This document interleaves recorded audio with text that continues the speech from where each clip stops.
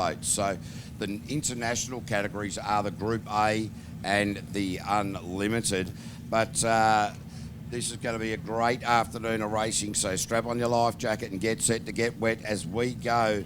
Mike's Transport Warehouse, Group B. Andrew Craig hitting the water with Scott Gooman. And had a chat with these guys, and they are loving it. Their first meeting, and they are just all smiles. They are so happy about how this day's been going for them. Oh, look, the Southern Squirters, the whole lot of them down there, the team, the 5 of these boats, I mean, I saw them on lunch break too. They're all beaming, absolutely loving it, loving the tracks. Look at the way he's taken to the water here. He's really attacking it. You know, for someone who's new into the sport, there's 2 of these guys from down the south. The next one out, Richard, as well. So great to see. Let's see, here he goes here. We've got a split time. He's gone through quite nice. Straight lining through there. A little bit, probably can go a little bit tighter through there, but certainly on cards. I tell you, for rookies, you just look at the way they got about it and go, well done to you guys. Andrew Craig and Scott Gooman there with a 51.537. 51.537. And because of the limited numbers in Group B, they will actually make it into the finals, into the top 9. So that's really very, very positive. Just that extra opportunity to get a bit more wheel time. And one of the things in this sport, a lot of people think, oh, you can go and use these boats down on the river, down on the lakes, but they don't give you a true handling indication of what it is like actually on a track proper. Absolutely. And seat time's the most important. To be fast, you've got to be smooth. In fact, I had a little chat with Richard Curry here, who's coming out in this one, which is Kelly's old boat.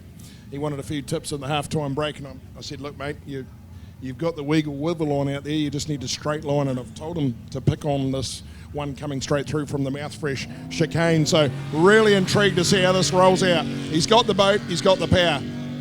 So let's see if the indication is, well, that's a big improvement. I tell you, there's not many people listen to you, Shrek, but clearly Richard Curry has. He's got his big moment coming up. Once he gets out of this hairpin the second time round that straight, that's when we're going to see whether he really listened. But he's got away with it. He'll know he can do it.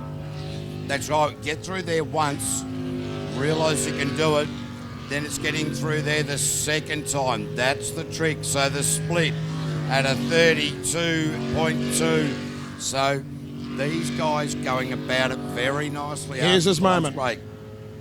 Yeah. Oh, well done. A lot better, mate. He's just gained himself some time. So he's listened. There's probably half a second he's got there. Coming around to finish off. Listen to my finish. Yeah, great work there from Richard Curry with a 50.553. And that's their best time of the day. So a little bit of encouragement, a little bit of coaching from Shrek during the halftime break, and wow, they've knocked a couple of seconds off. Yeah, and he'll be chuffed with that, and that's good because, as I said to him, if you keep doing, listen, there's a sub 50 in the boat, so you just got to learn to steer it. So nice to be able to pass that on, particularly the new guys, and see them get a result. Isn't it interesting that, as we know through the sport, and to you, ladies and gentlemen, the elder statesmen will give the newer guys some tips and tricks and some advice until the new guys start knocking on the times that the old guys are doing, and then the information dries up. Absolutely. That's the end of it. No more further information. Work it out yourself. So that's where if you're quick and you can write things down, you can learn, you can remember, and then you can move forward. But Craig Shaw now in outer limits, and Paul Collier doing the navigational duties. You bang on talking about older statesmen. Craig Shaw been around the traps a long, long time. You can't teach an old dog new tricks. He's into it. Older boat, but he knows how to push it round. It's normally been the engine that's cost him. So let's just see how he goes. Looking good so far. Nice entry exit from the hairpin. Keeps it down. He's on the money. He'll be chasing Richard Curry down at the moment. He's gone into P1. I love how everybody up here in the commentary, from our timing experts and our rotational ladies, everybody leans forward to see what is going on up the top. Split time 33.597. Slightly down on what we've just seen from the two Southern Squirter teams. So Andrew and Richard both on 32s. Oh, that was late into there. They were going to go straight through there. That's that moment in that rotation. But Craig Shaw across the line with a 52.058, 52.058. And Craig Shaw, geez, he had a moment in there where he needed to turn right out of this, just his island in front of our Link ECU corporate tent there. That is the moment where everybody's been getting it wrong, except, well, we did have a couple get it wrong out of the start chute. Well, that's exactly right. Hey, caught up with Rob Coley in the Mouthfresh Superboat, that latest brand new package. Got talking to him about a few technical things at the break, but the jet unit in that, and normally a jet unit weighs about 85 kilos, 83 kilos with the blades and everything in it. His jet unit has been to Jenny Craig's, and he's 40 kilos, ring and wet. Unbelievable titanium, carbon fibre intake. He's gone to town on it. Yeah, mate. So they've been feeding him no boost. They've been starving him today, so Rob hasn't been given any grunt yet. If he can get a rotation right, then they're going to raise the grunt by 25%. Well, actually, interesting that they gave him a little bit of grunt, a little bit on the last one, and all of a sudden he was there just that little bit quicker. So they're giving him nothing. But Carl Brentzel out on track at the moment. Brand new package this weekend, the first time it's actually seen any water activity at all. And they were just having a little bit of trouble with the setup. Brian Kelly, for those who've been around the sport for a while, will know that Brian Kelly certainly knows what he's doing. He's having a bit of a chat to these guys from a down south part of the Southern Squirter team. And Brian Kelly had a good chat with Carl and Hamish, and they've come up with a bit of a plan. And the plan seems to be working. The boat looking a lot better set up. Still not getting the speed that we would like to see out of it, but heading in the right direction. Yeah, like you say, we know the engine. That was an ex-Ross Travers one. That's a way better to come through there. That was beautiful. Great line. Oh, no. Overthought it, ladies and gentlemen. Walla, walla, walla, bing, bang. We gave him a bit of credit, and there it was. It just disappeared real fast. Wah, wah, wah, wah. A little bit of steam coming out, just no water going through the unit. So thank you very much to the drinks lady Anne, just there. What a top lady coming in. Oh, yes, my bunches. I call my lovely lady Anne, I call her the bunches of love. There's a big bunch of love I'm looking at because you're leaning over. That guts is getting quite big, mate. All right, so... yeah, look, a little bit disappointing end to that qualifying round number 5 run. I think they were that happy with straight lining it that they kind of got a little bit ahead of themselves. And, well, that's the outcome. But the rescue crew out there as well. And, look, we've got our normal rescue crew here that we have over the weekend. But also helping out are the Napier boys from the Young Farmers Club. So thank you very much to those guys getting involved. 1, 2, 3, whoo! I tell you what, they're a lot heavier than they look. 1, 2, 3, whoo! Come on, guys, in time, together. 1, 2, 3, whoo! You sound like you're on the toilet, mate. Well, yeah, I'm just trying to... Come on, ladies and gentlemen, let's get them. 1, 2, 3, whoo! All right, see, it's helping. Yes, well done. Righto, he's wet again. Be interesting to see whether he can fire that up. Some of the later boats, they can actually start straight away within the track, but others need Scruffy, the tugboat, to come out to the rescue. And, of course, looks like he can start himself the way they're pointing him, so it's a good sign. Scruffy hasn't been indicated to, and there we have it. So, righto, we will get on with the show. Sam Gray, he's looking like the next cab off the rank. And he has been charging extremely well all day. Running an older model stinger boat, sits up a bit in the water, but he's not scared to pedal.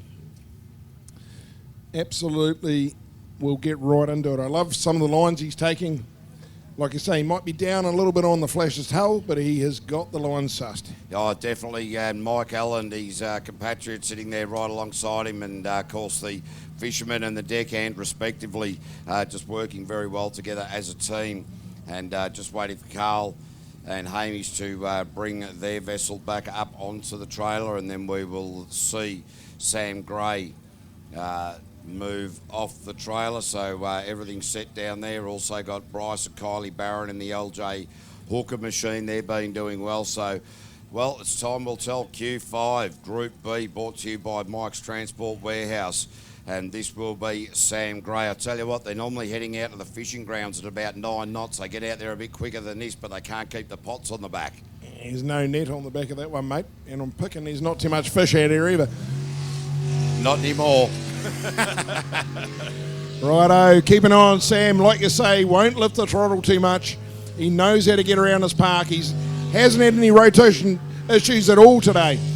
Down to the one and only hairpin, the PSP. It's caught and taught a few. We saw Ruben Hoxema mow the lawns down there earlier in his mass pot. But this time, Sam's coming back and he's looking good.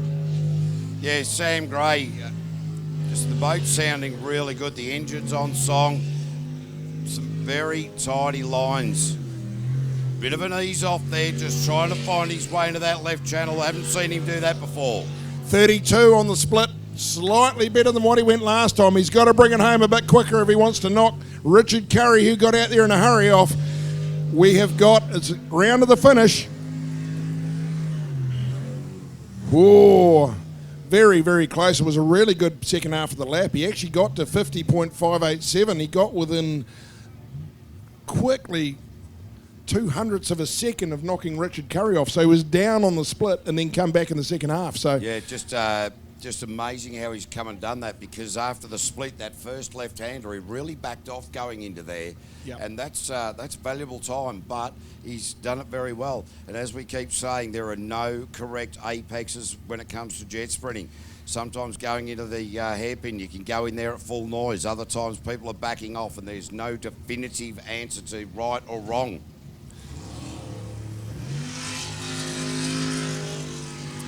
Bryce Barron, Kylie Barron, listen to this boat go. We know it's a winner. Beautifully attacking the course, really going hard.